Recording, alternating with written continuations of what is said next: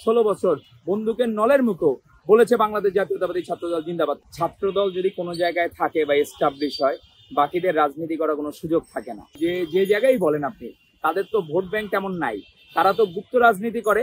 অস্তিত্ব সংকট কিভাবে দূর করবেন সেটির দিকে মনোযোগী হওয়ার বদলে আপনার ছাত্রদলের পিছনে লাগছেন। আপনারা যখন অন্যায় ভাবে মব সৃষ্টি করবেন, সেটিকে বাংলাদেশের মানুষ কখনো স্বাগত জানাবে না।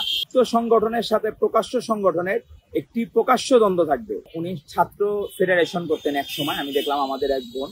পরবর্তীতে উনি বৈষম্য বিরোধী করেছেন। আবার বৈষম্য বিরোধীর অনেক দুর্নাম বা সত্যিকার অর্থে তারা যে খারাপ কাজগুলো করেছে মানুষের সম্মুখে উনি তুলে ধরেছেন। আমরা তাকে স্বাগত জানিয়েছিলাম। কিন্তু গতকাল দেখলাম বাম রাজনীতি, তাহলে আপনার মধ্যমপন্থী রাজনীতি কেউ করবে, কেউ ডান করবে, কেউ বাম করবে, সেটাকে আপনি তো বাধা দিতে পারবেন না। আপনি উগ্র রাজনীতি, সেটাকে আপনি বাধা দিতে পারেন। যে কেউ যদি ধর্মীয় যেমন উগ্রবাদী রাজনীতি থাকে, অন্য উগ্রবাদী রাজনীতি থাকে, সেই রাজনীতিকে আপনি বাধাগ্রস্ত করতে পারেন। কিন্তু আপনি শুধু বামকে ধারণ করবেন, ডানকে ধারণ করবেন না, মধ্যমপন্থীকে ধারণ করবেন, তা তো হবে না। আপনি দেখেন বাম রাজনীতি আমাদের দেশে যখন থেকে এসেছে, তারা শিক্ষা প্রতিষ্ঠান ভিত্তিক কিছুটা তাদের লোকবল ছিল, তাছাড়া কিন্তু তারা কোনো জায়গায় রাজনীতিতে সুবিধা করতে পারে নাই। তারা কিন্তু কোনো জায়গায় রাষ্ট্রীয় ক্ষমতায় কখনো তাদের বড় দল বা কোনো জায়গায় তারা কিন্তু কখনো যায় নাই। তো সেই জায়গায় আপনারা নিজেদের অস্তিত্ব সংকট কিভাবে দূর করবেন সেটির দিকে মনোযোগী হওয়ার বদলে আপনার ছাত্রদলের পিছনে লাগছেন। তো এটি আসলে বাংলাদেশের মানুষ বাজেভাবে নিচ্ছে। কারণ ছাত্রদল বাংলাদেশের মানুষকে ধারণ করে, ছাত্র সমাজকে ধারণ করে দেখি সে জনপ্রিয়, সে কমিটি দিচ্ছে। আপনার কমিটি দেন না কেন?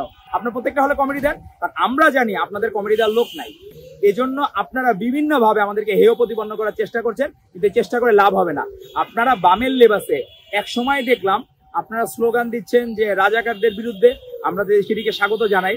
কিন্তু আপনারা যখন অন্যায় ভাবে মব সৃষ্টি করবেন, সেটিকে বাংলাদেশের মানুষ কখনো স্বাগত জানাবে না। ধন্যবাদ আপনাকে। আসলে বাংলাদেশের সর্ববৃহৎ ছাত্র সংগঠন হচ্ছে বাংলাদেশ জাতীয়তাবাদী ছাত্রদল। সবারই অ্যালার্জি হচ্ছে ছাত্রদল যদি কোনো জায়গায় থাকে বা এস্টাবলিশ হয়, বাকিদের রাজনীতি করার কোনো সুযোগ থাকে না। কারণ আদর্শিক রাজনীতি বলেন, বাংলাদেশি জাতীয়তাবাদের যে ধারণ করে বাংলাদেশ জাতীয়তাবাদী ছাত্রদল, তারা যখন কোনো জায়গায় এস্টাবলিশ হয়, বাকিরা অস্তিত্ব সংকটে পড়ে। অতীতেও তাই হয়েছে। আপনি দেখেন যে আমাদের দেখলাম বোনেরা বিভিন্ন জায়গা থেকে তারা কিন্তু ছাত্রী সংস্থার ব্যানারে বিভিন্ন কাজ করছে। কিন্তু সমস্যা হলো কোন জায়গায়, গুপ্ত সংগঠনের সাথে প্রকাশ্য সংগঠনের একটি প্রকাশ্য দ্বন্দ্ব থাকবে। এটি খুবই স্বাভাবিক বিষয়। কারণ গুপ্ত সংগঠন কে আসলে ইসলামী ছাত্র শিবির আমরা কিন্তু কেউ জানি না, কে ছাত্রী সংস্থা আমরা কিন্তু সেটিও জানি না। কিন্তু আমাদের যারা বোনেরা বুক চিতিয়ে যুদ্ধ করেছে এই 24-এর গণ অভ্যুত্থানের সময়, টোটাল 16 বছরের জার্নিতে, আমাদের এই বোনদেরকে আমরা পুরস্কৃত করব না? তারা ছাত্রদলের পদ পরিচয় দিবে না? তারা তো প্রাউড ফিল করবে একজন ক্ষুদ্র কর্মী হিসাবে ভারপ্রাপ্ত চেয়ারম্যান জনাব তারেক রহমান এবং আপোষ ইন্ডাস্ট্রি খালেদা জিয়ার। তো সেই জায়গায় কমিটি দিলেই মনে হচ্ছে অনেকের গাত্রদাহের কারণ হয়ে গিয়েছে। কারণ তাদের তো ভোট ব্যাংক নাই কোনো জায়গায়। যদি আপনার ডাকসু ইলেকশন বলেন, যে জায়গায় বলেন আপনি, তাদের তো ভোট ব্যাংক তেমন নাই। তারা তো গুপ্ত রাজনীতি করে। এখন আমরা যখন প্রকাশ্য রাজনীতি করছি, সেটি তাদের গাত্রদাহের কারণ, এবং তারা চাচ্ছে আমরা প্রকাশ্য রাজনীতি যাতে বন্ধ করে দিই। কিন্তু আমরা তাদেরকে বলে রাখি, আমরা সারা জীবন 16 বছর বন্দুকের নলের মুখো বলেছে বাংলাদেশ জাতীয়তাবাদী ছাত্রদল জিন্দাবাদ, কোনোদিন আপোষ করে নাই। কিন্তু কে আসলে শিবির ছিল, কে লীগ ছিল, এগুলা কিন্তু কখনো ডিফারেন্সিয়েট করা যায় নাই। আজও দেখলাম আমাদের এক বোন, উনি বৈষম্য বিরোধী প্ল্যাটফর্ম থেকে সরে এসেছেন। উনি আগে ছাত্র ফেডারেশন করতেন।